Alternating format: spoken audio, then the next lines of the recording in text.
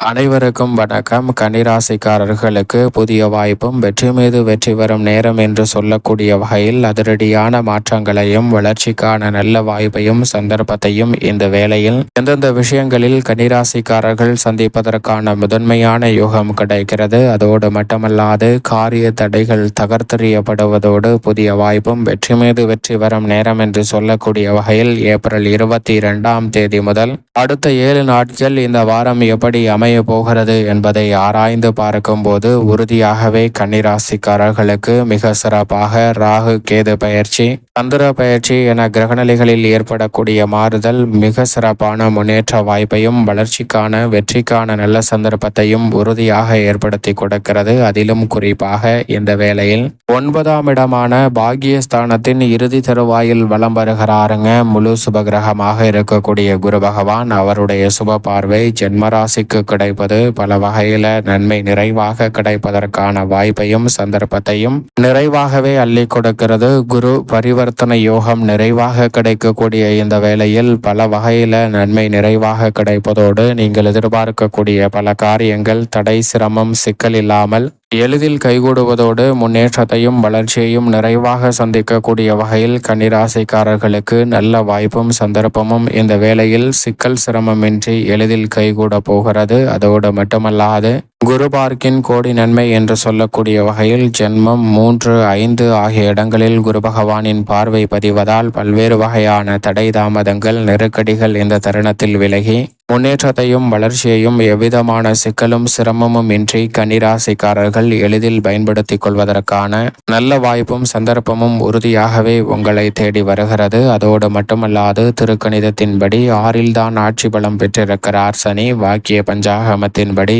7ல் நுழைந்திருந்தாலும் கூட பாக்கிய பஞ்சாகமத்தின்படி 6ல் தான் ஆட்சி பலம் பெற்றிருக்கிறார். திருக்கணிதத்தின்படி 7ல் நுழைந்திருந்தாலும் கூட சனி பகவானின் அமைப்பில் உறுதியாகவே நல்ல பலன் கொடுக்கக்கூடிய தன்மை வெளிப்படுவதால் நீதி தவறாத நடுநிலை தவறாத நியாயஸ்தராக செயல்படக்கூடிய சனி பகவான் தனது பார்வையில் ராசியின் அதிபதியான புதனை நட்பு கிரகமாக பார்க்கிறார். எனவே அவருடைய அமைப்பால் உறுதியாகவே இந்த தருணத்தில் பல்வேறு வகையான நன்மை வாய்ப்புகள் உங்களை தேடி வரும். சிறு முயற்சியிலே நல்ல வேலை வாய்ப்பு, தொழில் ரீதியான முன்னேற்ற சாத்தியக்கூறுகள் போன்றவை எளிதில் கைகூடும். நினைப்பதை காட்டிலும் உற்சாகம் அதிகரிக்கக்கூடிய வகையில் மிக பெரிய அளவிலான நல்ல வாய்ப்புகளும் சந்தர்ப்பங்களும் எவ்விதமான சிக்கலும் சிரமமும் இன்றி எளிதில் உங்களுக்கு கைகூடுங்க. புதிய தொழில் துவங்குதல் உள்ளிட்ட பல பணிகள் மிகவும் அற்புதமாக கைகூடும். இந்த தருணத்தில் குடும்பத்தில் உற்சாகமும் மன அமைதியும் மன நிறைவும் கிடைக்கக்கூடிய வகையில் மிக பெரிய அளவிலான நல்ல வாய்ப்புகளும் சந்தர்ப்பங்களும் நிச்சயமாக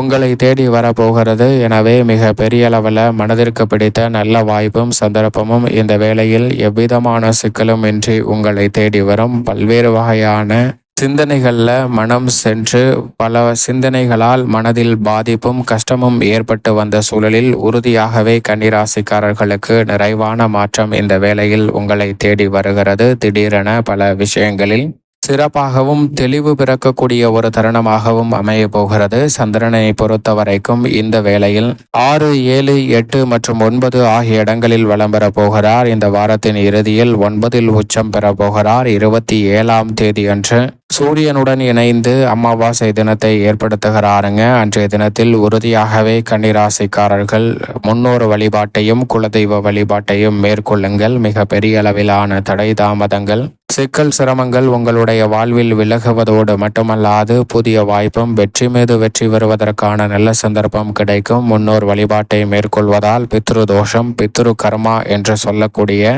பல்வேறு வகையான தோஷ பாதிப்புகள் விலகுவதால் முன்னேற்றம் நிறைவாக கிடைக்கும் என்பதை சந்திரன் உறுதிப்படுத்துகிறார். அதற்கு பிறகு வளர்பிறை சந்திரனாக மாறுகிறார். எனவே இந்த வாரத்தில் தொட்டகாரியம் அனைத்திலும் உறுதியாக வெற்றி கிட்டுவதற்கான நல்ல சந்தர்ப்பம் உண்டு. இந்த வேளையில் ராகு திருக்கணிதத்தின்படி 26ஆம் தேதி முதல் ரூணரோக சத்துருஸ்தானம் ஆகிய 6ல் நுழைகிறார். மோட்சக்காரகரான கேதுவை பொறுத்த வரைக்கும் ஜென்மராசியை விட்டு விலகி விரயஸ்தானம் ஆகிய 12ஆம் இடத்தில் நுழைய போகிறாருங்க.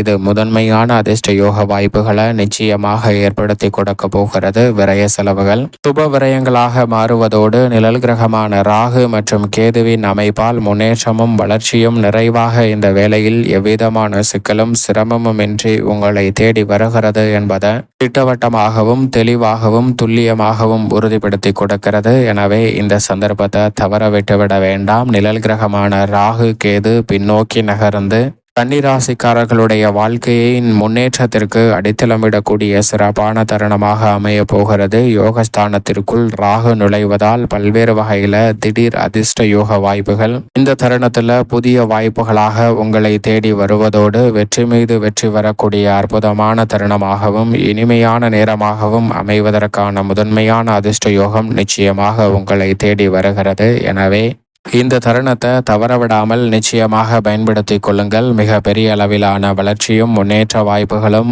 உறுதியாகவே கன்னிராசிக்காரர்களை தேடி வரும். அதோடு மட்டுமல்லாது சுக்கிரன் இந்த வேளையில் 7ல் உச்சம் பெற்றிருக்கிறார். அவரின் சப்தம பார்வை ஜென்மராசிக்கு கிடைக்கிறது. எனவே எதிர்பார்ப்புகள் அனைத்தும் மிக பெரிய அளவில் கன்னிராசிக்காரர்களுக்கு பூர்த்தியாகும். குரு பரிவர்த்தனை யோக சுக்கிர பரிவர்த்தனை யோகத்தின் காரணமாக மிக பெரிய அளவிலான பொருளாதார ரீதியான நெருக்கடிகள் விலக உங்களுடைய திறமைக்கு அங்கீகாரம் கிடைக்கக்கூடிய வகையில் கலைத்துறை அரசியல் துறை சார்ந்த பணிகளில் மிக பெரிய அளவிலான வளர்ச்சி வாய்ப்பும் முன்னேற்றத்திற்கான அற்புதமான சந்தர்ப்பமும் இந்த வேளையில் எவ்விதமான சிக்கலும் சிரமமும் இன்றி மிக வலுவாக நிறைவாக உங்களை தேடி வருவதற்கான முதன்மையான அதிர்ஷ்ட யோக வாய்ப்பை நிச்சயமாக சுக்கிரன் ஏற்படுத்தி கொடுக்க போகிறாருங்க. எனவே சரியாக பயன்படுத்தி கொள்ளுங்கள். செவ்வாயும் இந்த வேளையில் லாபஸ்தானத்தில் வலம் வருகிறார். எனவே புதிதாக நிலம் வீடு வீட்டுமனை வாகனம் வாங்கக்கூடிய முயற்சியில் தொடர்ந்து தடை தாமதத்தை சந்தித்து வரக்கூடிய கன்னிராசிக்காரர்களுக்கு அவற்றில் எளிதில் வெற்றி கிட்டக்கூடிய ஒரு தருணமாக அமைய போகிறது. மிக பெரிய அளவிலான நெருக்கடிகள் சிரமங்கள் இந்த தருணத்தில் விலகி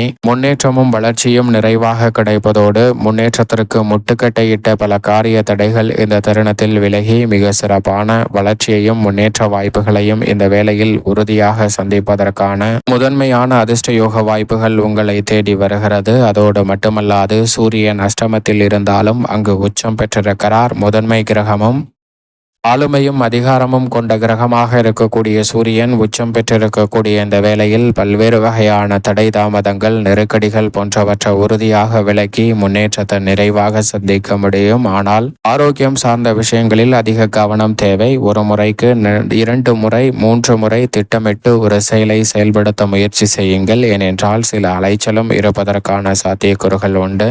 ராசியின் அதிபதியான புதனை பொறுத்த வரைக்கும் சப்தமத்தை வலு சேர்க்கிறாருங்க. அஷ்டமத்தில் நுழைவதற்கு முன் இறுதி தருவாயில் நீச்சம் பெற்றிருந்தாலும் மிக சிறப்பான மாற்றத்தை ஏற்படுத்தி கொடுக்கக்கூடிய அமைப்பில் புதன் வலம் வருவதால் நெருக்கடிகள் விலகி முன்னேற்றம் நிறைவாக கிடைப்பதற்கான சந்தர்ப்பம் உண்டு. மேலும் இந்த தருணத்தை சாதகமாக மாற்றிக்கொள்ள நிச்சயமாக இந்த வேலையை கன்னிராசிக்காரர்கள் இந்த வேளையில் வியாழக்கிழமை விரதமிருந்து வினைதிருக்கும் விநாயகர் ஆலயம் சென்று தீபம் ஏற்றி வழிபாடு செய்யுங்கள். மிக பெரிய அளவிலான நல்ல வாய்ப்பும் சந்தர்ப்பமும் உறுதியாகவே கன்னிராசிக்காரர்களுடைய வாழ்வில் எவ்விதமான சிக்கலும் சிரமமும் இன்றி எளிதில் கைகூடுவதற்கான முதன்மையான அதிர்ஷ்ட யோக வாய்ப்பை நிச்சயமாக ஏற்படுத்தி கொடுக்கும்.